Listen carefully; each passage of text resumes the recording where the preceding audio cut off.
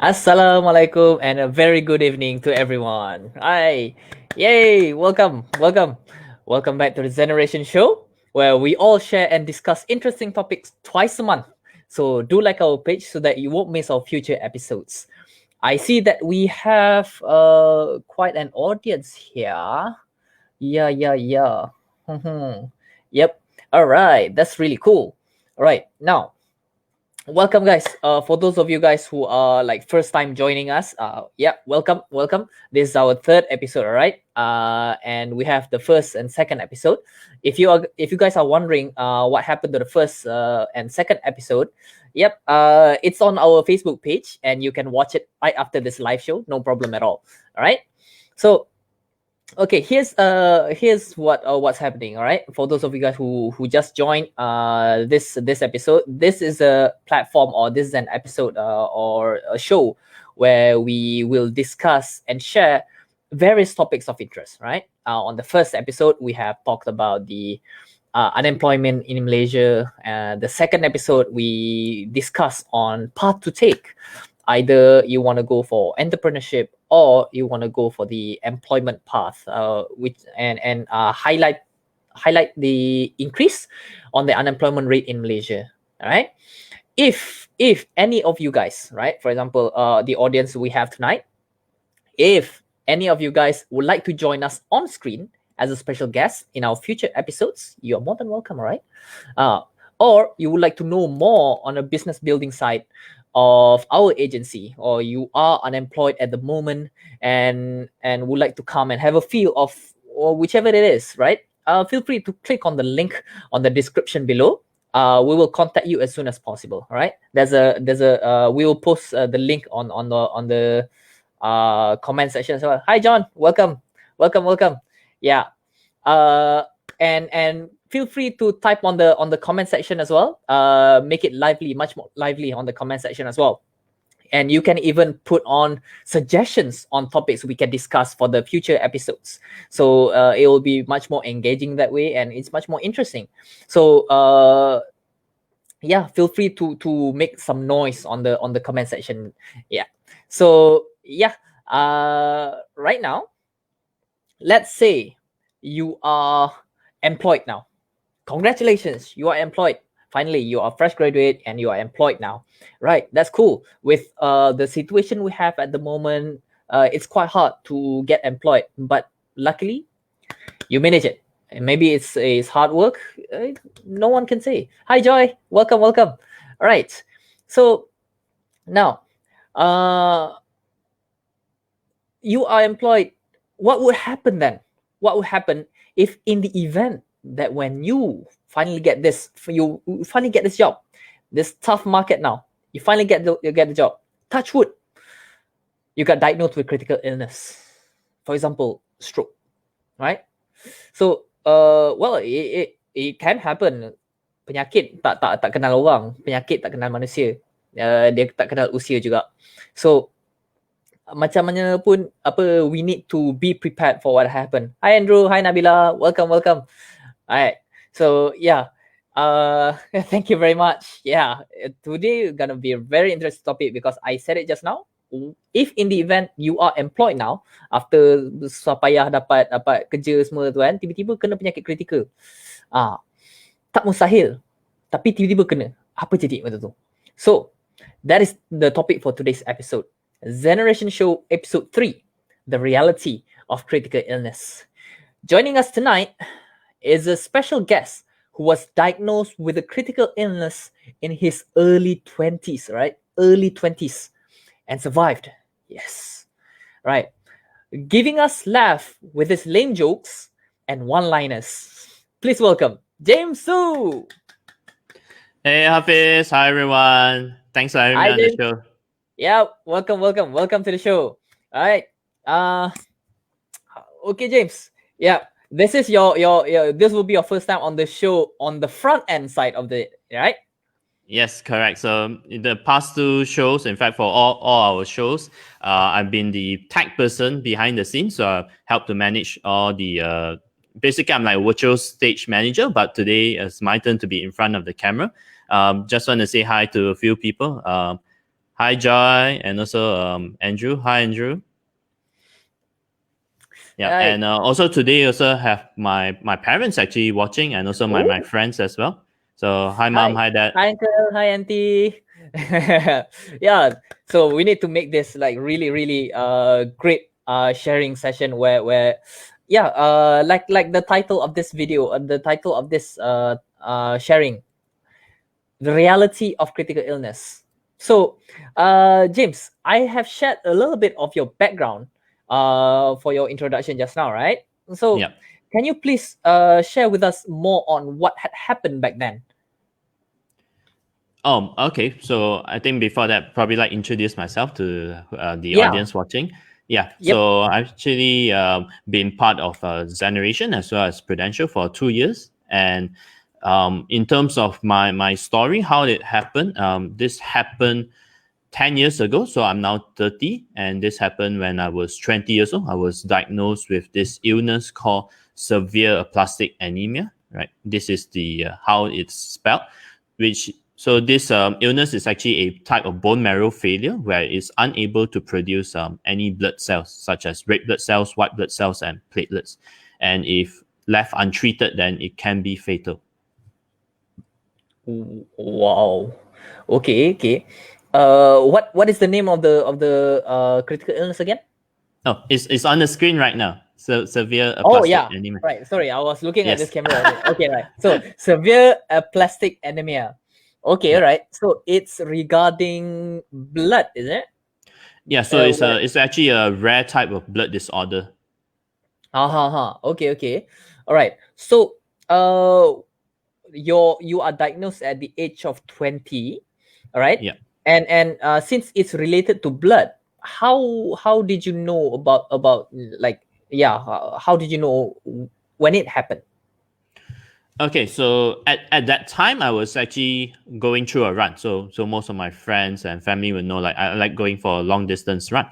And that particular day, while I was halfway going through my run, I felt tired, but it was not like a lack of sleep kind of tired, but it was like a weird kind of tired. So I'm not sure how to describe it, but I just felt tired than usual. Then I thought like, oh, maybe not enough rest. Then kind of like just ignore it.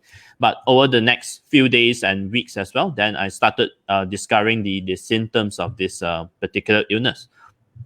So because like I mentioned, it's a lack of blood cells, such as lack of red blood cells. So I feel tired easily. So for example, a simple task that all of us would take for granted, walking up a flight of stairs, going to the neighborhood shop, it's such a mundane task. But for me, it felt like a Herculean effort. Like I had to put in so much effort just to complete this simple task, and I'm just exhausted. Think of it like running a marathon, but at the speed of an athlete. So I felt exhausted, and because also had lack of red blood cells, I felt lightheaded, like I could actually faint at any time. But fortunately, I didn't faint. Just had to like stop and rest and to catch my breath. And I also had low white blood cells, and white blood cells are like our basically it's our immune system, and my immune system was weak, so like I could easily just catch a cold. And the last part is lack of platelets, and this actually helps with the blood clot. So for me, a slight knock, let's say just a slight knock against my elbow and the table, and then it will show a lot of bruises. So it's as though like I've been hit by someone, but it's actually just the blood clot is working very slow at that time. So that's like this how I discover all the symptoms. Oh, okay, okay. And how long does it persist until like you decide to meet a doctor? Like you said just now, right? It's like abnormal kind of exhaustion and all this apa bruise apa semua tu kan. So Yeah. how long did it take for you to like decide, okay, I'm gonna meet a doctor. This is like really abnormal. I need to meet a doctor. So it was one of those days where and so at that time I was still studying, so I was on semester break, so I helped my mom to run some grocery errands. So walking from my house to the neighborhood shop, it's a 5 minute walk. It's like no problem.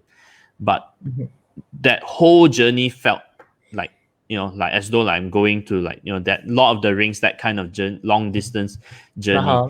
And I just felt tired, and I had to like stop wherever I can just to catch my breath, and then continue to the shop, stop there, catch my breath, buy the groceries, and repeat the same process on the way back home. And then when I got home, I just lay down on the couch. I was just exhausted, out of breath. And at that point, then my mom actually realized, like, okay, this is serious. Like, we need to see the doctor. So a few days later, we actually went to meet my dad's friend, who was a doctor who has his own clinic.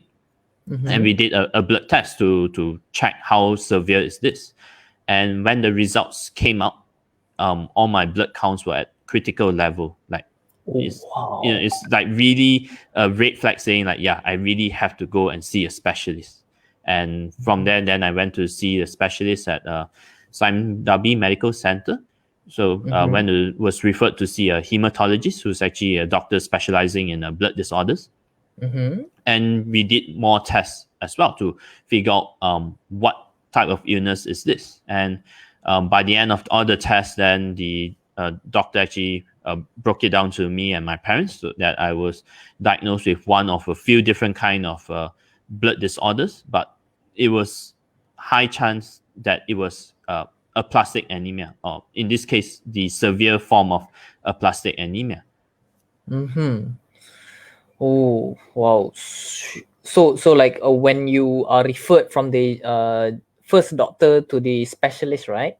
How long did it take for the process, or it just like the next day pun boleh? Ke macam I mana? think within the next 2-3 days that I straight away went to see the specialist. Yeah. And the specialist is the one who diagnosed that you might have this severe aplastic anemia. Yeah, so at first they suspect, but after doing all the tests, then it's confirmed. I had severe aplastic anemia, which is actually a very rare form of blood disorder. In fact, at that time, he told me it was probably like a 1 in 1 million chance of actually getting this kind of blood disorder, compared to say like leukemia or other kinds of blood disorder. Oh wow. Okay. Right. And then what when you and your family are being told that you are diagnosed with this severe aplastic anemia, right? It what how do you feel at the time? I just feel shocked. Like, I don't know what to say. But the thing that makes it even more like left me speechless was when the doctor actually said that, if I don't go for treatment, I only have 6 months to live. Now, Wow.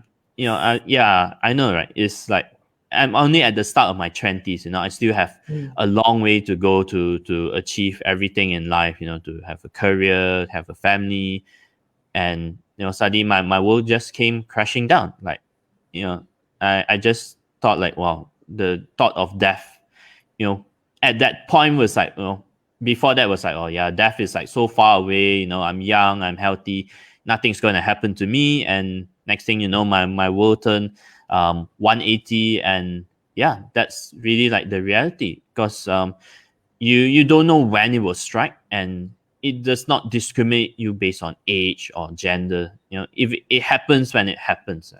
And even until now, right, the doctors still do not know what's the actual cause of this disease. And back to the emotion part, like, yeah, I just was shocked, and like I was left speechless. Like, I had a lot of thoughts going through my mind, like what's going to happen to me, how are we going to do this treatment, do we even have the money to pay for this? Yeah, just so many things going through my mind at that time. Oh wow. Okay. And then you guys are being told by the doctor, you are being told by the doctor at the same time with your parents in the room, right? Yeah. So how did your parents react, or what is their reaction from after the diagnosis? So of course, both my parents were like concerned as well, and in fact, I think my mom felt it more, because like, this thing actually happens like to her son. And of course, she didn't really show it much, because she wanted to stay strong for me, to be there for me, because as much as we can cry about it, crying probably won't even solve it. So we actually discuss about it, about with the doctor, what kind of treatment I have to go through, like which hospital and so on. So but my parents, they stay strong for me. Mm-hmm. So your parents have this like family meetings to discuss all this. I mean, which hospital are you going to take, and in the end, which hospital have you guys decided on? So it was a private hospital, which is a 𝗭𝐿 Medical Center in Subang Jaya. Mm-hmm. Yeah. So actually we were actually discussing, contemplating whether to go for private hospital or government hospital, right? Because of like the cost. Like of course the 𝗭𝐿 Medical Center is only like a 5 minutes drive away from where I stay, but the cost of treatment is 200,000 versus government hospital. And I was not mistaken, was either University Hospital or even the government hospital in Shah Alam, and the cost is much less, maybe about the range of 60 to 80,000. But I still have to repeat the whole process again. And at this point, when you have only 6 months to live, time is not on my side. If time is on my side, then yeah, maybe I could opt to go for cheaper alternatives. But at this point, it's a matter of life and death. We couldn't say like, oh, let's go somewhere cheaper, but then time is ticking. And but we were fortunate that we have I have health insurance, and we in there opted for the best option, which is 𝗭𝐿 Medical Center, and because not only is near home, right, but because we have insurance to cover my medical costs, so we were in short had peace of mind. Yeah. Okay. Then for this what you call that? You decided on the hospital already, right? Which is the 𝗭𝐿 Medical Center, right? Yeah. Okay. From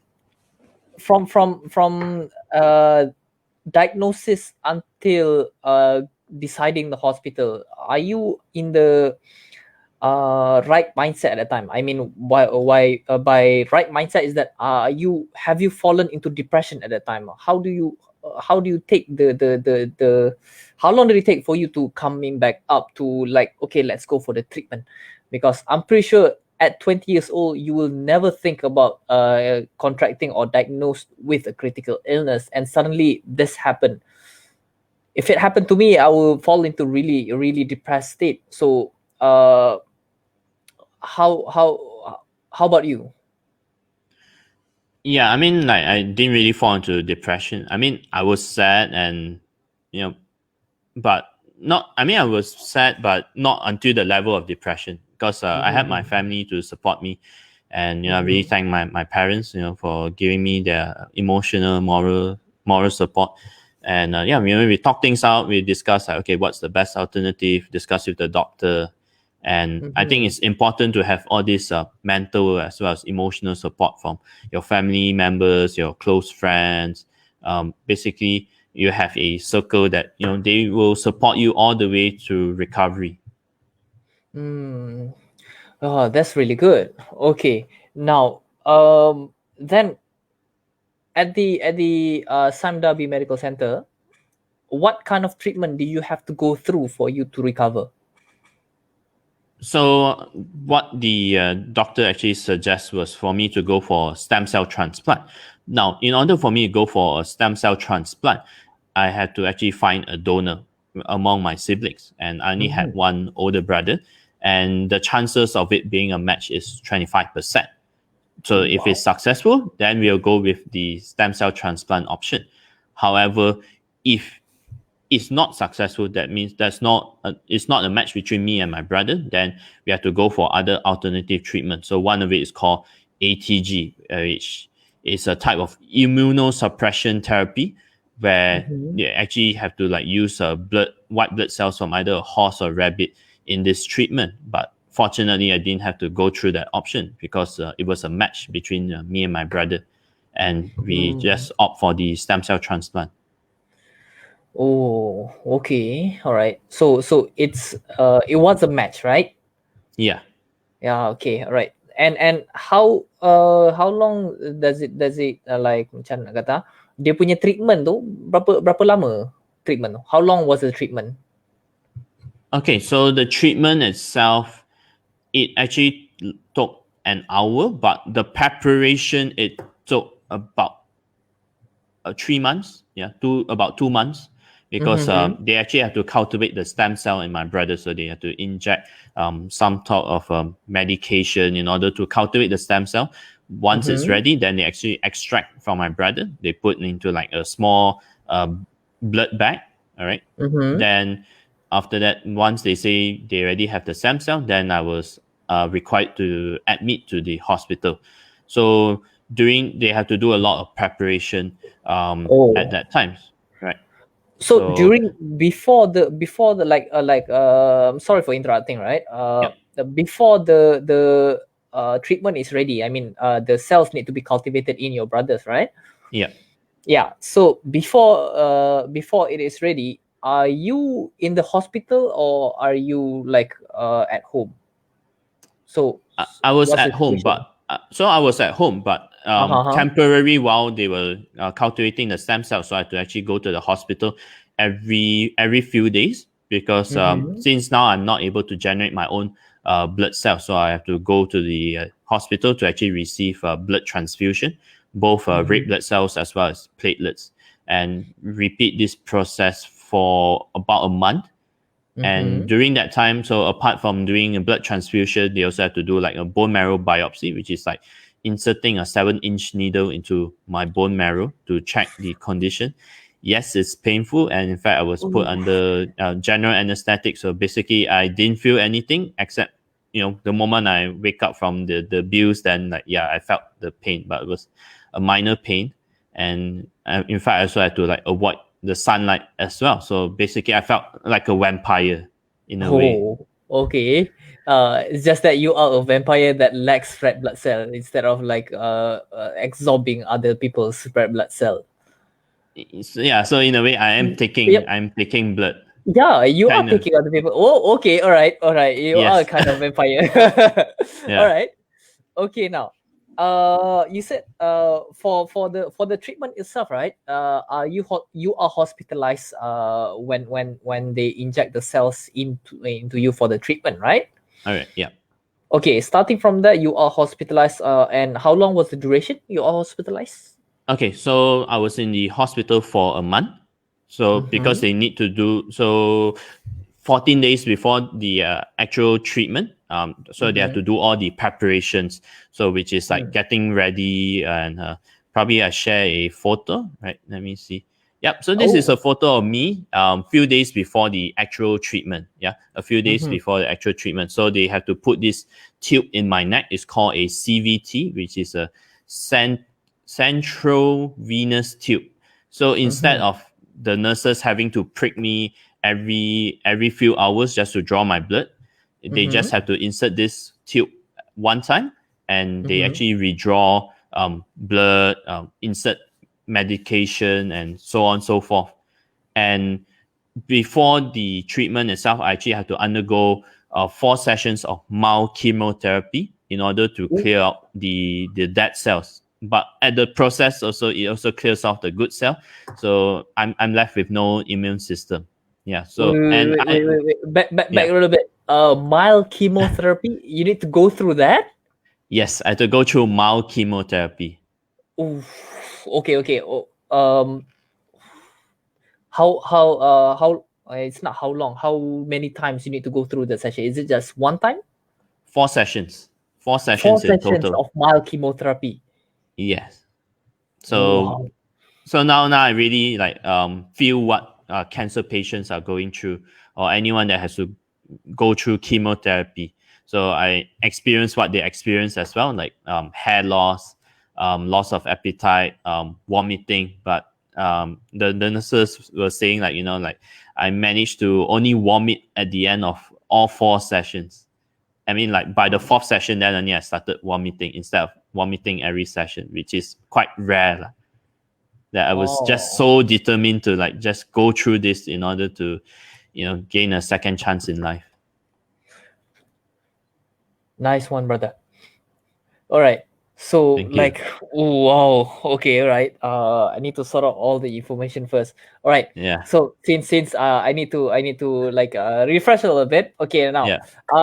for the audience at home, okay, if you have any questions you want to ask James regarding his treatment and what had happened during the treatment or what happens after the treatment, you can just type in the questions below. We will answer it for you during the session. All right. Okay. Thanks, Joy. Yep. Thank you very much, Joy. And also Heidi also says hi. Oh, Hi, Daya. all right. So like after you gone through all that, right? And all the four chemotherapy mild chemotherapy sessions and the you have gone through all that. Okay, recovery period. The recovery period. How long did it take for you to like fully recover? Okay, so on 15th September 2010, so that's where they did the stem cell transplant. And actually, a lot of people thought it was like surgery, but actually there was no surgery involved. It was like blood transfusion. So it took about 1 hour for the blood to go from the blood bag all the way into my body. And the whole recovery period, it took about 2 to 3 years. So this includes taking medication, a lot of follow-up, and a lot of monitoring as well.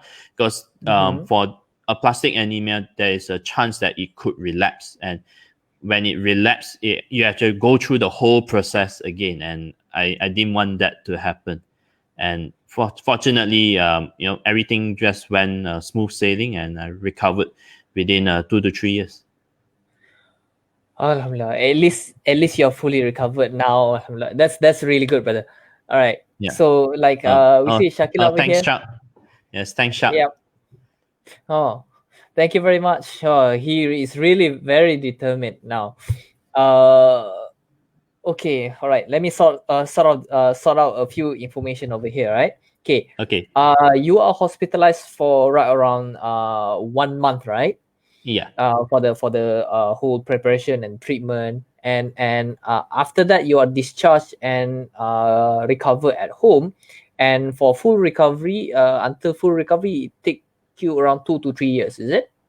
Yeah, 2 to 3 years. Oh wow, okay, all right. Oh, okay. I know it's hard to take. Yeah, it's really hard to take because in my case, right? Okay, when I was at 20 years old, I don't have health insurance.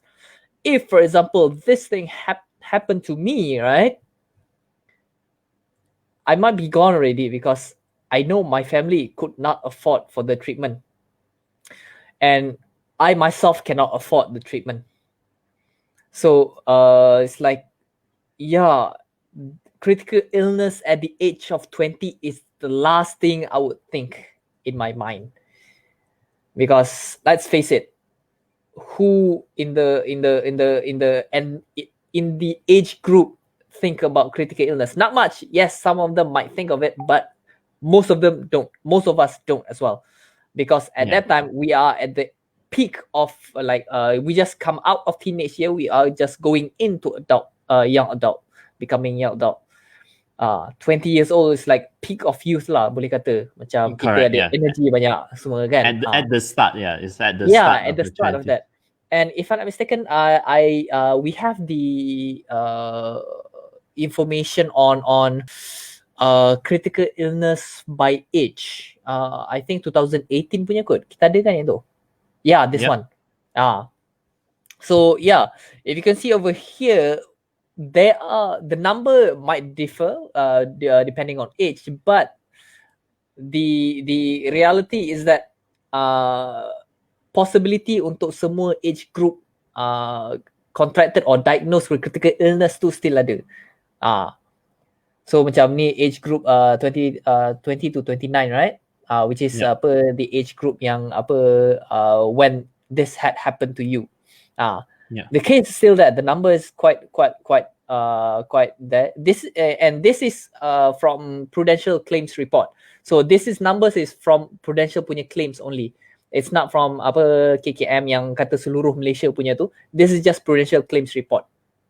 So these are just a number of claims made by Prudential clients in 2018, and that's just Prudential sahaja pun mungkin banyak ni. So yeah, this is the reality of what had happened, and the reality of critical illness at this time. Now, the money question: how much does it cost for you to like fully recover from diagnosis until like fully recover? How much does it cost you? Yeah, actually, Angie also asked the same question that you're about to ask. Like, Angie. Hi, Angie. Yeah. So they say the medical expense, how much you actually need to pay, and is it expensive? Yeah. All right. So yeah, thanks, Angie, for the question.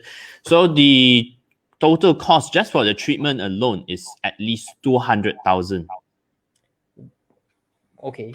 All right. Yeah. So if you add on treatment alone is 200,000, but you add on the subsequent amount, then it's probably like 250 to 300,000. Okay, at the age of 20, you are like being billed with this amount. It's like what, 6 figures, is it? 6 figures. Yeah. Mind blowing, right? Mind blowing, seriously. Because me at most of us, me especially, at 20 years old, seeing 4 figures less than 5,000. 4 figures less than 5,000 is like, wow, it's big money already. But in your case, you have met with a like hospital or medical bill around 200,000 just for wow. Yeah. Okay. I think most of us would have not even seen 6 figure in our bank account. Like even 4 figures also is like already wow. Like, what more 6 figures? Yeah, at 20, that's right. That's very great. Right. Ooh. Okay, right. Now, you mentioned just now, you have insurance coverage back then, right? And this is why you can get away with going to Sime Darby punya tu kan, medical center tu. Okay. Now, apa nama itu? Is it you who are applying the insurance, or is it your parents prepared for you like much earlier? So my dad bought for me much earlier. Okay. So I had like a few insurance policies, including with Prudential as well. So my Prudential policy he bought for me when I was 14 years old, still in secondary school, and he was just about to retire from his job. But he had that foresight, like, need to manage this risk. So that's why he decided to buy insurance early. My mom was at that time also was like saying like, oh, why need to buy insurance? It's like expensive. Company insurance can cover the whole family. But my dad was visionary when it comes to doing financial planning for the whole family. Yeah, his vision is really his planning is really good. Thank you very much, Uncle. If not, we might not have James this time. Yeah.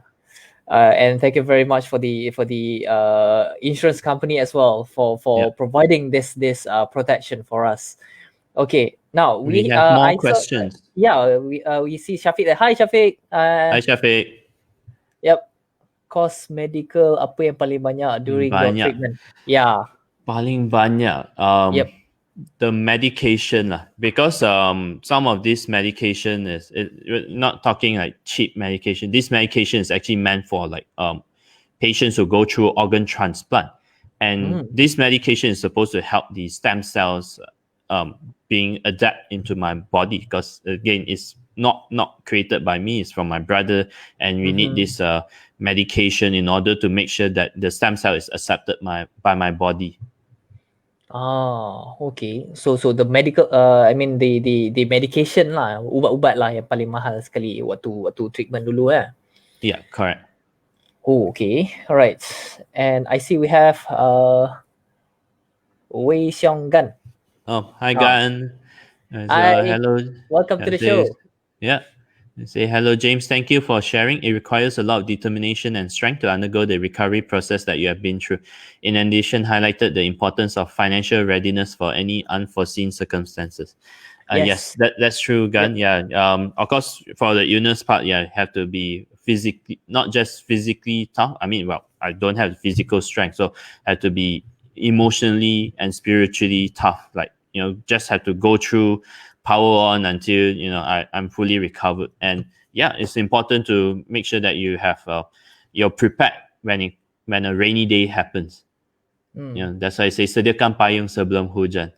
Yes, sediakan payung sebelum hujan. All right. Oh, I see a comment from Yul as well. Hi, Yul. Welcome to the show as well. Are you? Right. I didn't have insurance as well at the age of 20. So if I was in your situation, I don't think I could survive. Yep. My point exactly as well, because at the age of 20, I don't know anything about insurance. Yep. Yeah. So it's like okay, like this. You have gone through all this, like diagnosed with critical illness, and then you survive through the critical illness, and you are exposed to insurance from early age and until now, right? Okay. Yeah. Has your views on insurance changed after the diagnosis? When this happened, right? Have your views on insurance changed? What happened before and what happened after? Yeah, I think not just my view on insurance changed. In fact, my view on life actually changed as well. Mm-hmm. And in terms of let's talk about in terms of life, like if you have not done something that you wanted to do before, then I think you really just should do it. Like don't wait, because there's no perfect time to say like, oh yeah, I have 10 years from now to do it. But the thing is, what if today is your last day? You don't want to have that kind of regret. And it was once I actually at least partially recovered, I'm allowed to continue back my studies, then I just grab whatever opportunity is there, because I don't know when I will have that second opportunity in life. True. Oh wow, okay, that's really deep over there. Okay. Yeah. And in terms of the insurance portion, yeah, I mean, you talk about being 14. I think most of us will probably focus either in studying or playing games or basically anything teenagers will do, except talking about the important financial stuff like insurance, savings.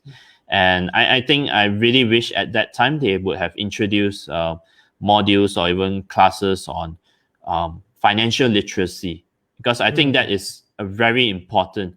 Of course, having your basic literacy, reading, writing, counting is important. Technology literacy, how to use Microsoft Office, Excel, Word, even WhatsApp, and now financial literacy. How to manage your money, and I think it's important to cultivate that habit as from a young age. How to manage your money, what type of insurance to buy, what type of savings, basically the whole financial planning spectrum. True. Okay, now see some comments. We have comments over here, but wait. Yeah, Joy kata, it's okay. Joy kata, how long did you stop your university studies? Yeah, how long did it, because you are in your university years, right? How long Correct. did it take for you like stop and then coming back to the studies again? So it was 1 semester, so which is 6 months. So I was on study leave for 6 months. And if you include semester break as well, so total was about 8 months. And I only resumed back my studies in March 2011. So it's like March 2011. So March 2011, you are still in your recovery period, right? Yeah. So are you like study from home, or you still go to university during your recovery period? I still go to university, so I was given the clearance from the doctor that I'm allowed to continue my studies. Of course, I have to take a lot of precautions in terms of health.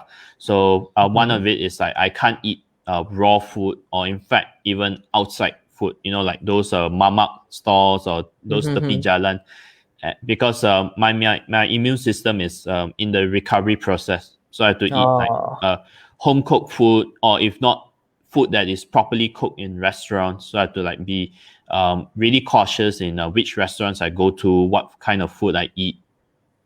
Okay. Does sushi counts as no in the Yes. no zone? No zone. All right. Okay, all right. So this is just a quick shout out to the audience, right? If, for example, you guys still didn't have any sort of insurance atau protection takaful ke kan, you can contact me or James from our Facebook page as well, from the Zeneration Facebook page, or you can choose any one of agency. Just call up to us, no problem. Come to our agency also can. You can see all the information on our Facebook page. So like and follow, right?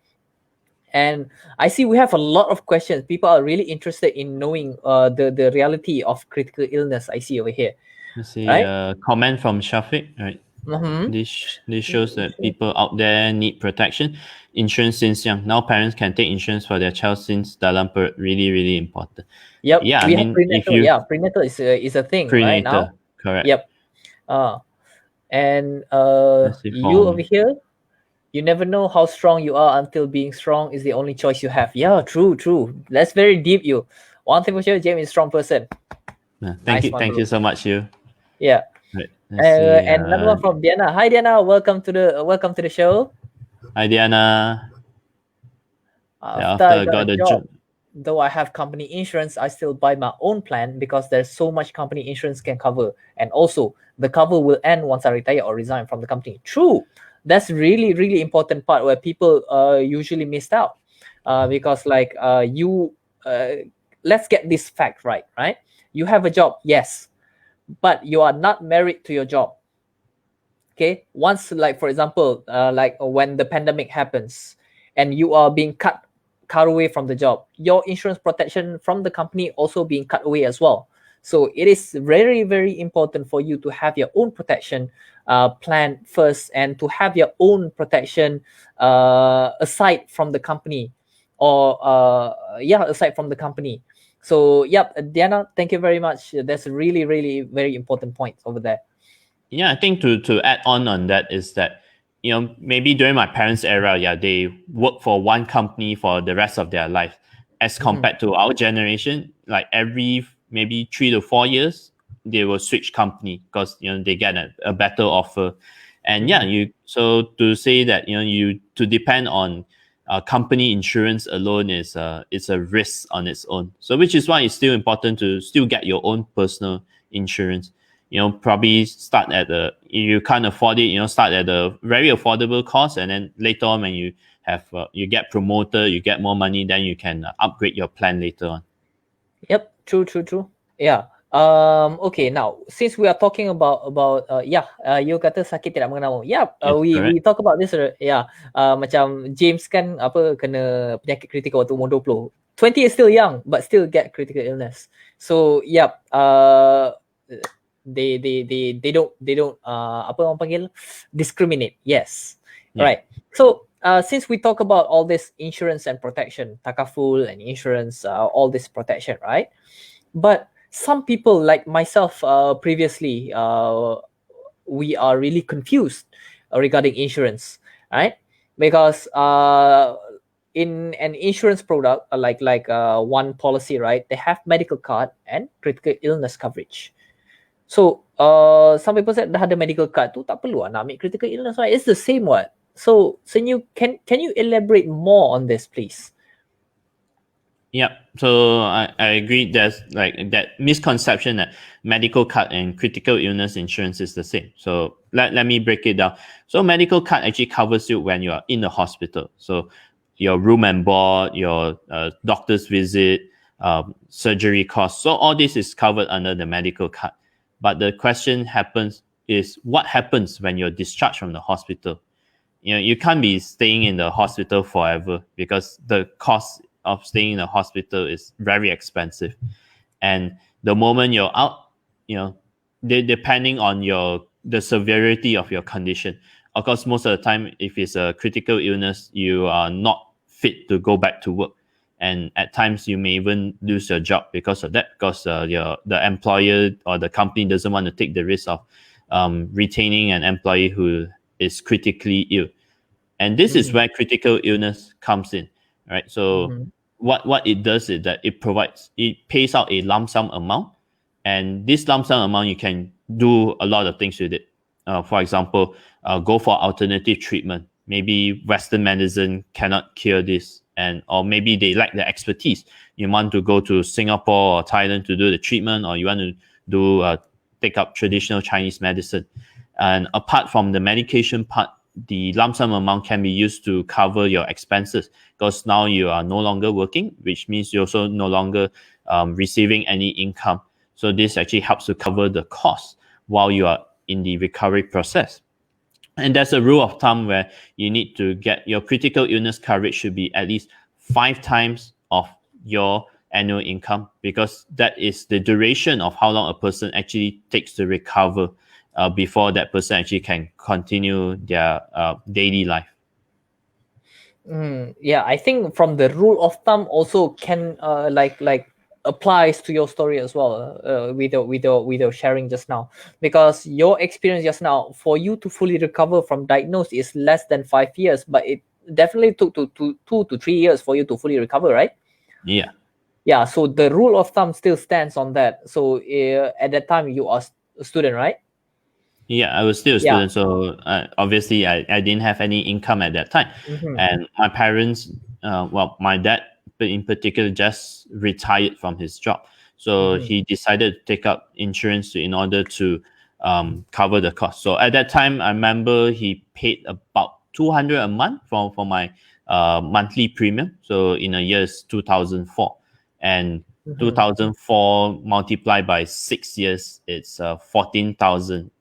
But the payout I got was all in all from all the insurance company was about 250,000 at least.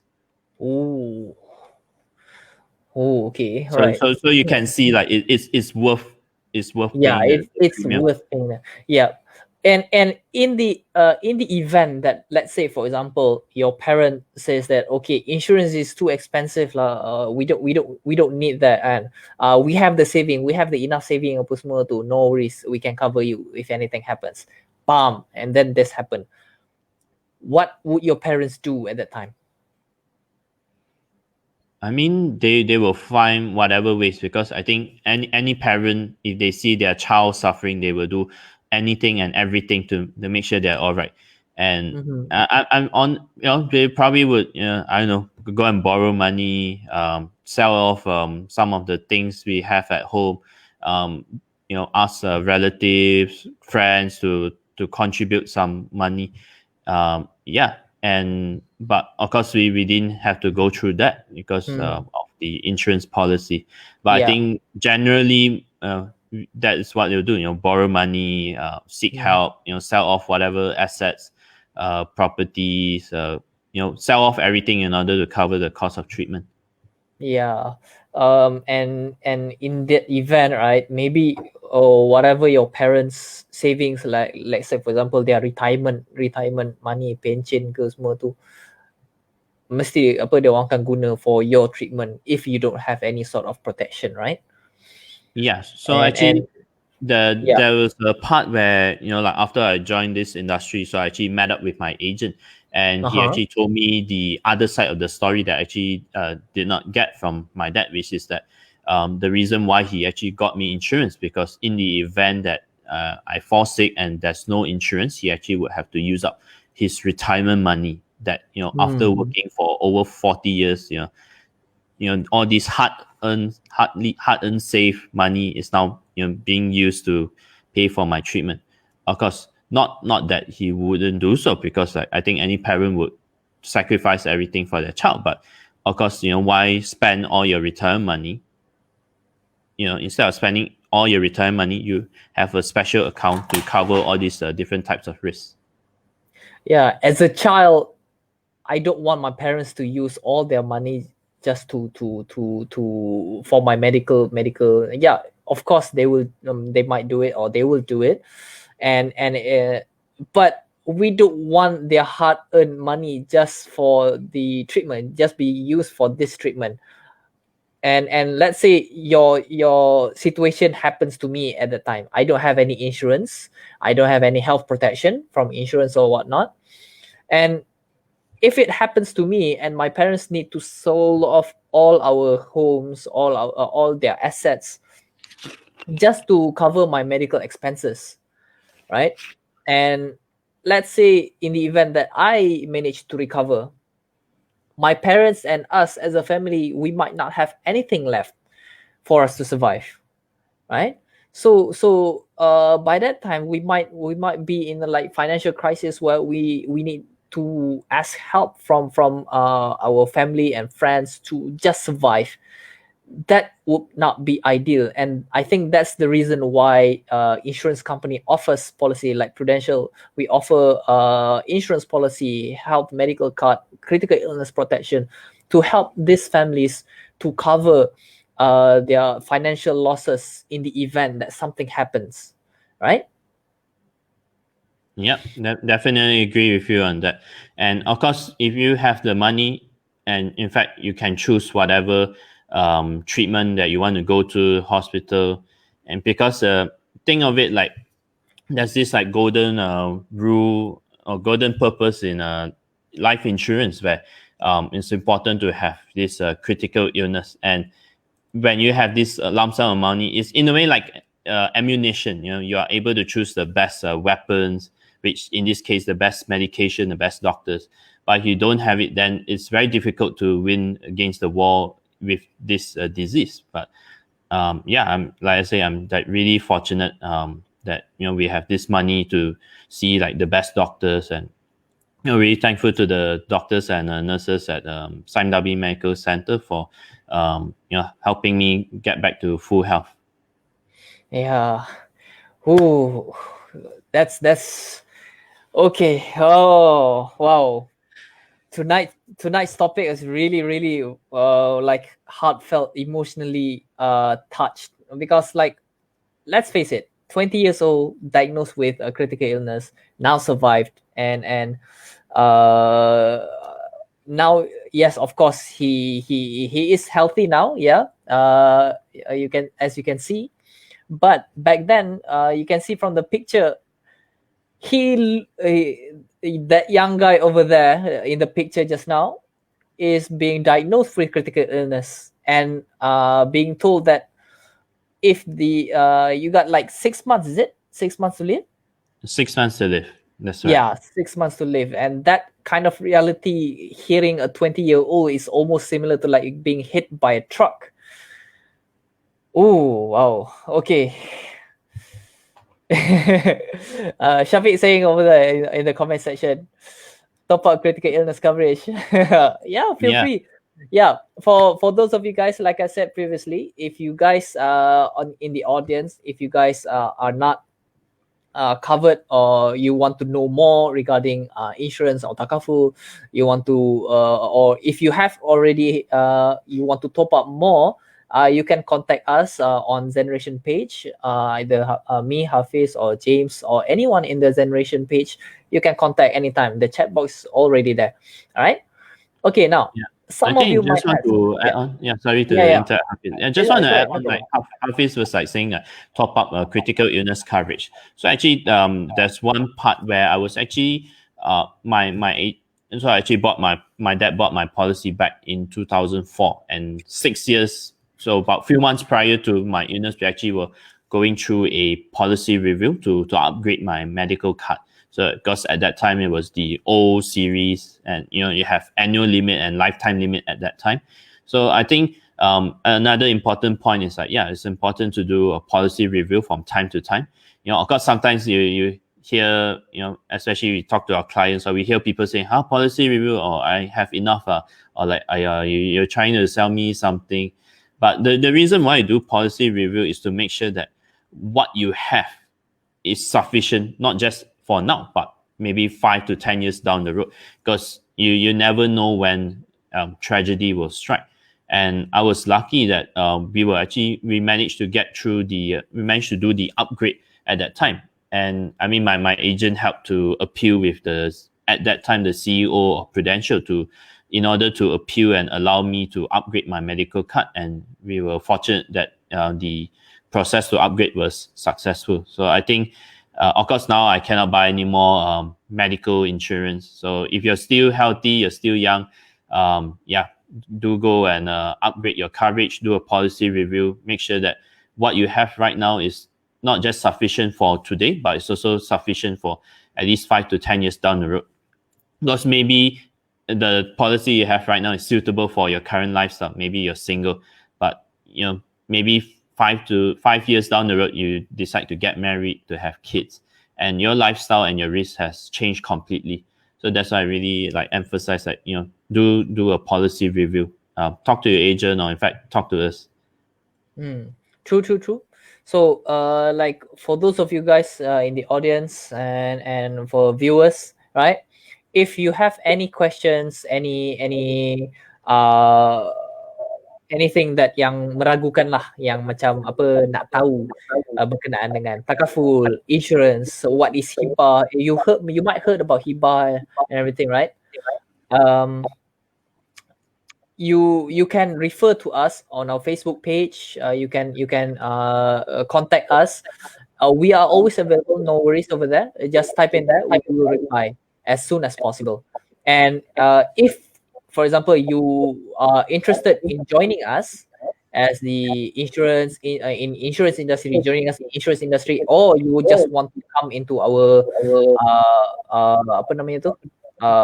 office untuk just tengok-tengok apa semua tu, feel free as well, no problem. You can just click on the link on the description and type in your name. We'll contact you again as soon as possible, right? So do we have any more questions on the comment? If you want to ask, just ask now, right? If you want to ask later, also can, no problem. In any case, thank you very much, James, for the very, very informative information, as well as very good sharing on your experience. Very good you can say experience, and good thing that you survived it, brother. Thanks so much, Hafiz. Hope all our audience viewing today gain a thing or two. Hope my sharing actually benefits you. And I think if there was a few key takeaways, is that one is that illnesses does not discriminate based on your age. I think if an illness was a person, it would be the perfect person, because it does not discriminate based on age, gender, religion, so on and so forth. And you never know when you're going to get it, because remember a few years back when we had Datuk Lee Chong Wei, who was our badminton legend, who was diagnosed with nose cancer. I think a lot of people were shocked, because he's fit and healthy, and no one expected him to get nose cancer. So I think this is where we need to manage our risks. And the second takeaway is that to do a policy review. Talk to your agent or talk to us, and then we will actually help you to plan, not just for today, but to plan for 5 to 10 years down the road, in order to make sure that you don't have to, so that you are prepared, just like me when I faced through this illness. And before I go off, I think I just want to share a fun fact, right, with you guys, that critical illness insurance, most people would think is created by insurance company. Would you agree, Hafiz? Yeah, but actually it's in fact created by a doctor. Really? So created by a doctor from South Africa, so by the name of Dr. Marius Bernard. So the first critical illness insurance actually came out in 1983. So the reason why he actually fight for it back in South Africa, because he, as a surgeon, he can only do so much to cure them physically, but because the financial stress actually kills his patients and client and undo everything he did as a doctor. So which is why and also because like you say, you don't have insurance, you fall into a financial crisis, and he didn't want that to happen to his patient, which is why we have critical insurance as of today. So it's thanks to Dr. Bernard for trying to make sure that every one of us have critical illness insurance. Or some of you probably have heard the term income protection, which is to protect your income during a situation like this. True. All right. So, okay. I think that's it for our session now. Be sure to like our Facebook page, and for the next episode, which will be on the 2nd of July, right? We're gonna have not one but two special guests, and the topic will be neuro linguistic programming, NLP, right? So you might have heard about it, or you might not have heard about it.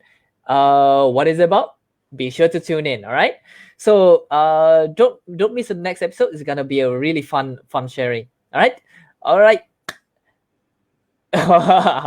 Yeah, we should have mentioned this earlier.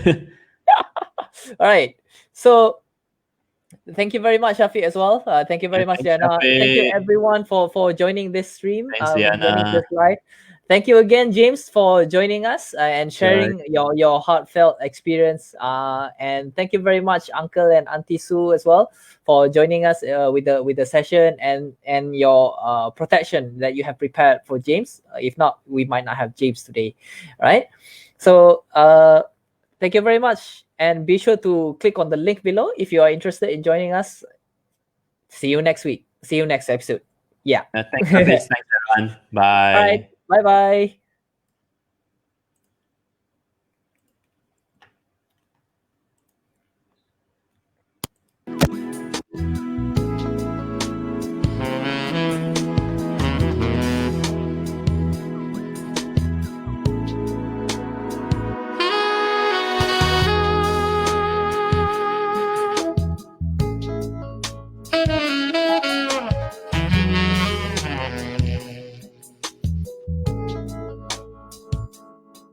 Thank you.